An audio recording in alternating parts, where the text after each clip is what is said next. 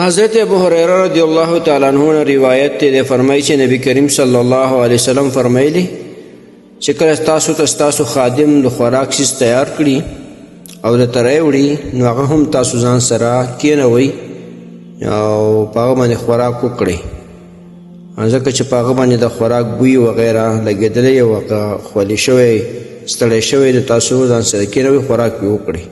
او که چېرته لږ وي دواړو ته نه رسېږي نو بیا یو مړۍ دوه مړۍ ورته ډوډۍ کې کېږي او په هغه باندې وخوروئ د دې حدیث روایت صحیح مسلم کړی دی. محترم مسلمانانو ورونو، مخکې خو غلامان اوس غلامان نشته، اوس په کور کې مزدوران نوکران وي. نو که چېرته کور کې تاسو ته څوک خوراک تیار کړي او هغه پې خولې شوی وي ستړی شوی وي نو په هغې باندې بوی هم لګېدلی وي نو چې تاسو له خوراک تیار کړي نو ځان سره هغه هم کېنوئ چې خوراک وکړي او که دومره چې دواړو ته نه رسېږي نو بیا یو مړۍ دوه مړۍ ورته به ډوډۍ یا یو قاب کې سړی واچوي دا واله ته وخوره. نو دې وجې نه چا سره کور کې خادمان مزدوران وي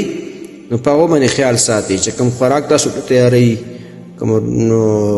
روټۍ تیاروي او ځان ستړی کي ځان نه خوله وباسي نو د هغې بوی په هغې ولګېږي نو کم از کم دومره کوئ ستاسو د خوراک راوړي نو بیا په څه پلیټ کې وغیره ډوډۍ باندې هغه د څه واچوي چې هغه یې وخوري، دا نه چې هغه تیاره کړي غونه تاسې وخوري او هغه داسې ارمانجن پاتې شي. نو د نبي علیه السلام په دې حدیث باندې عمل کوئ، کورونو کې چا سره مزدوران وغیره وي دا و خیال ساتئ. محترمو مسلمانانو ورونو،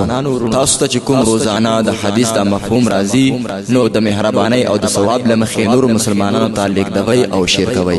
والسلام. د دیوبندي مسلک حنفي کاروان سټوډیو لخوا وړاندې کیږي.